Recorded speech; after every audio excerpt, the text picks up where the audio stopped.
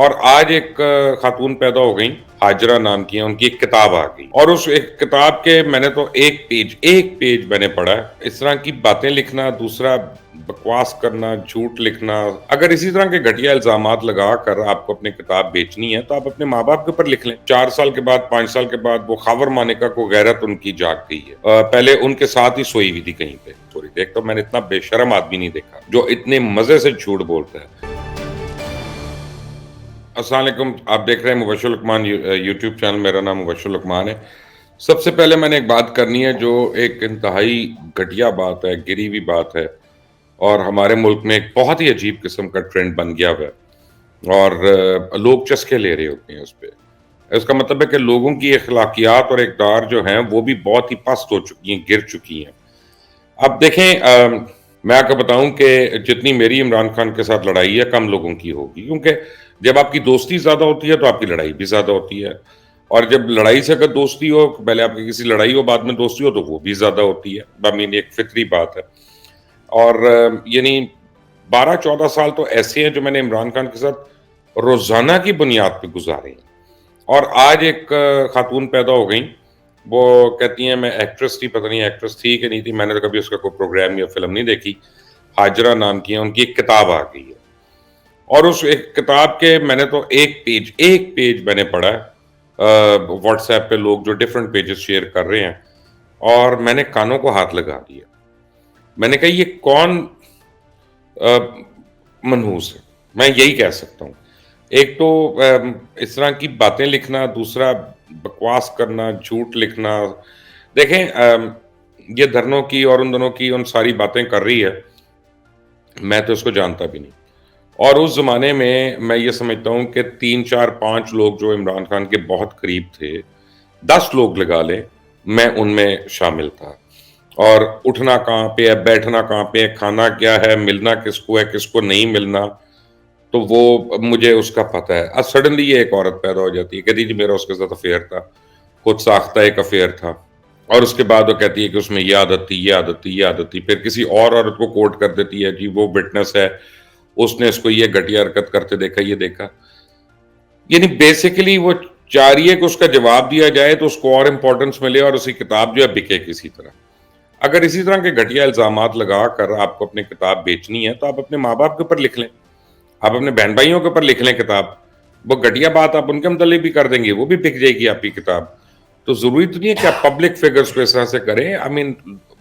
آپ کے پاس اگر کوئی ایویڈنس ہے عمران خان کی پالیٹکس کے اوپر، اس کی یعنی پولیٹیکل سوچ کے اوپر، اس کی مینجمنٹ کے اوپر، اس کی گورننس کے اوپر، آپ پلیز اس کو لے کر آئیں اور اس کے اوپر اسے بات کریں۔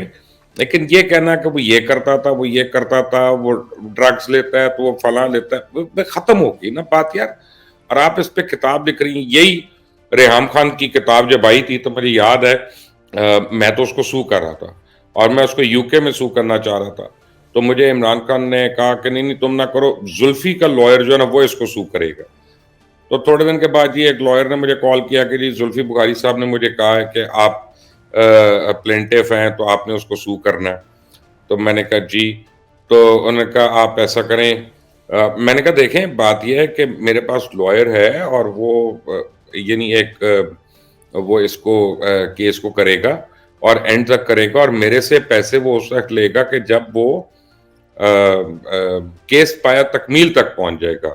اور اس کا میرا یہ ہے کہ اگر وہ کیس جیت جاتا ہے، جو کہ جیتنا تھا ہم نے، تو پھر جو ہے آپ اس میں سے 50-50 کریں گے۔ تو ان کا ہاں بالکل آپ فکر نہ کریں گے۔ وہ 1.5 مہینہ 2 مہینے گزارنے کے بعد وہ بھائی جان نے کہتے ہیں کہ جی یہ 50,000 پاؤنڈ لے لیں۔ میں نے زلفی کو کہا یہ 50,000 پاؤنڈ کہاں سے اس کو دینے بھائی، تو بات کچھ اور ہو رہی ہے۔ تو وہ فائل نہیں ہوا، یہ نہیں ہوا۔ لیکن اگر وہ فائل ہو جاتا، یا عمران خان اگر اس کے اوپر فائل کر دیتا ریحام کے اوپر کہ اس نے یہ جھوٹ بولا ہے اس میں، اور ہو سکتا ہے کوئی باتیں صحیح ہو لیکن بہت سی باتیں اس میں غلط بھی تھی، کچھ باتوں کا تو مجھے بھی پتا ہے کہ غلط تھی، تو وہ ایک دفعہ سبق بن جاتا ساروں کے لیے۔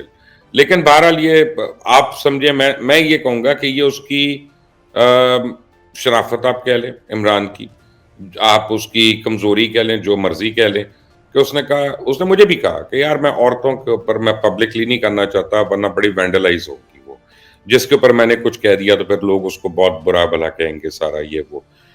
تو چلے ٹھیک ہے, آئی مین اس میں ساری برائیاں تو نہیں ہو سکتی ایک آدمی میں, ایک آدمی میں کافی ہو سکتی ہیں, لیکن ساری دنیا کی تو برائیاں نہیں ہو سکتی. تو یہ جو کتابیں اور اس کا جو فارورڈ کرنا نا, یہ بالکل غلط باتیں. اب آج دیکھیں نا, اب جیسے 4 سال کے بعد 5 سال کے بعد وہ خاور مانیکا کو غیرت ان کی جاگ گئی ہے. پہلے ان کے ساتھ ہی سوئی ہوئی تھی کہیں پہ, جہاں پہ خاور مانیکا سو رہے تھے وہیں پہ کہیں دور پرے جا کے اس کی غیرت سو رہی تھی. ایک تو میں نے اتنا بے شرم آدمی نہیں دیکھا جو اتنے مزے سے جھوٹ بولتا ہے. پہلے آ کے کہتا ہے کہ میری بیوی بڑی پاک دامن ہے, نیک ہے, عمران خان صاحب بہت نیک ہیں. بالکل اس نے ولی نہیں کہا صرف, اور کہا کہ ان کے اوپر الزام لگانے والے جو ہیں ان کو شرم آنی چاہیے. پھر آتا ہے اور وہ شاذب کے پروگرام میں آ کے بڑبڑ کر کے چلا جاتا ہے.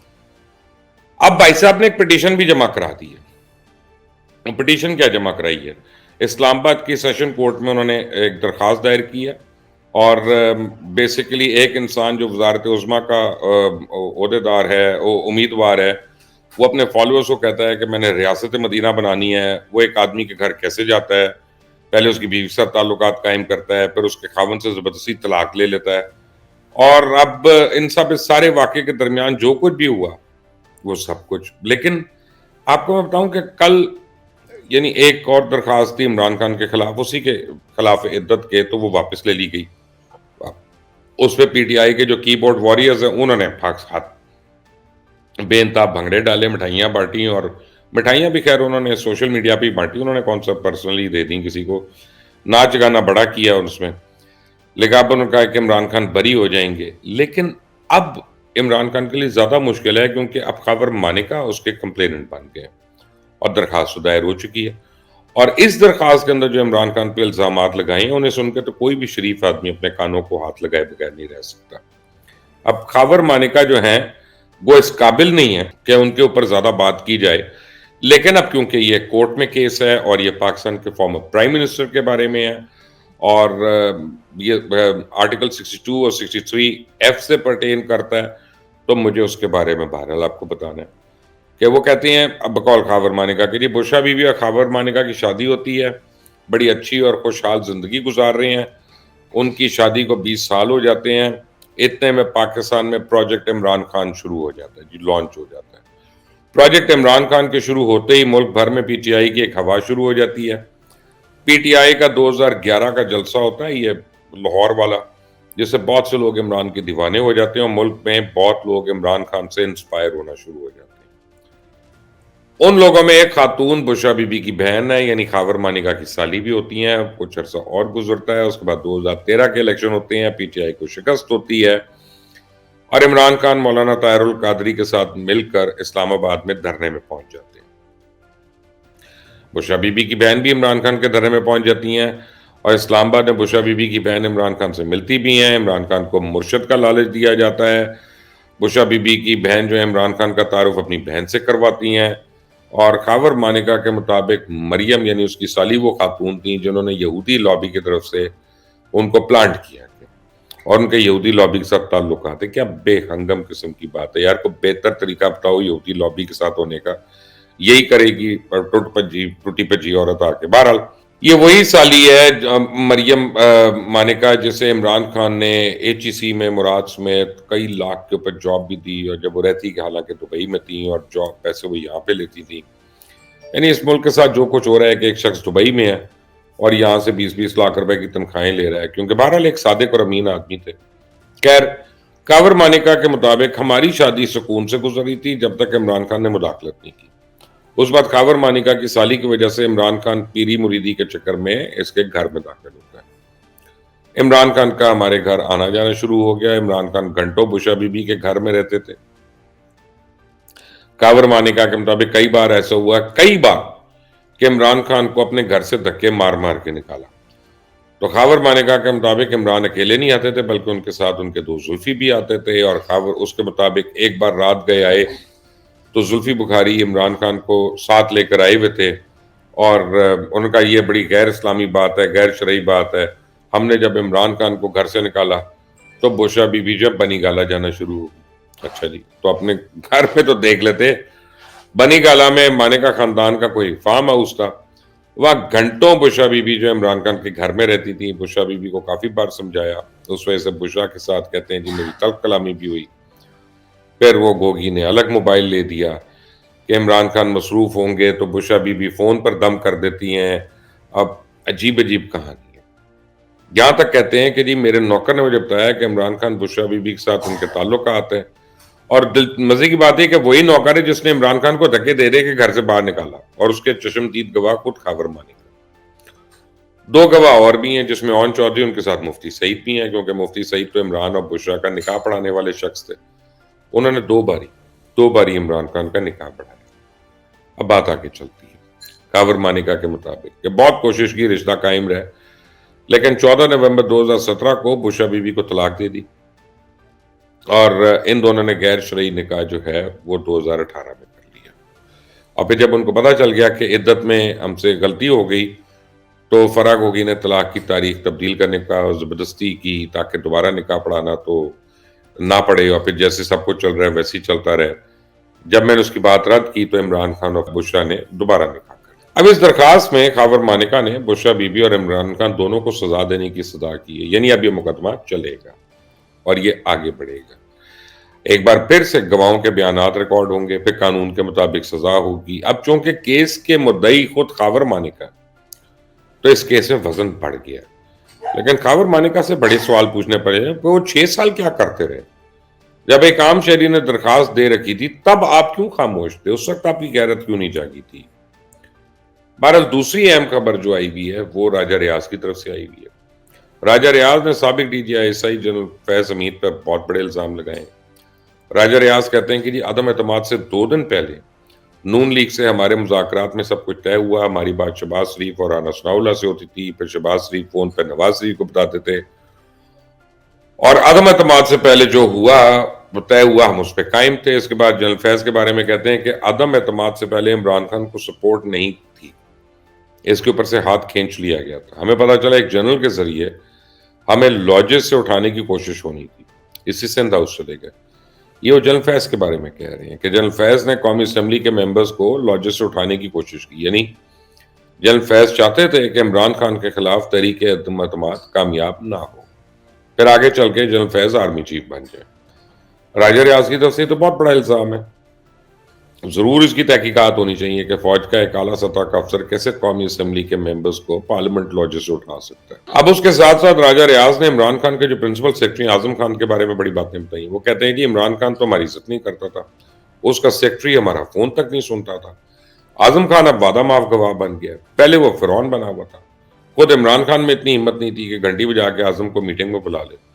आजम खान तो PTI के सीनियर रहनुमा असद उमर और शाह महमूद को भी नहीं लिफ्ट कराता था। इन सारे इल्जामात की तहकीकात होनी चाहिए। कैसे मुल्क का एक प्रिंसिपल सेक्रेटरी जो है इतना ज्यादा ताकतवर है, और इसके पास वुज़रा के ऐसे कौन से राज थे तो अपने आप को वजीर आजम से भी ऊपर की चीज समझने लगा, और जब वक्त आया तो फिर इमरान खान के खिलाफ भी वादा माफ बना के वो रफू चक्कर हो गया। अब दरखास्तों का दौर है ना जी। प्रेसिडेंट के खिलाफ भी एक दरखास्त हो गई है, आरिफ अलवी के खिलाफ सुप्रीम कोर्ट में एक दरखास्त हो गई। अलवी साहब पे ये इल्जाम है कि वो जानिबदार है और मुल्क की सरबराह के ओहदे पे रहने के अहल हैं। सदर मुमलिकत अपने ओहदे पे गैर जानिबदारी से काम नहीं कर रहे, और सदर मुमलिकत अपनी आईनी जिम्मेदारी से इनहराफ बरतते हुए ओहदे का नाजायज इस्तेमाल कर रहे हैं।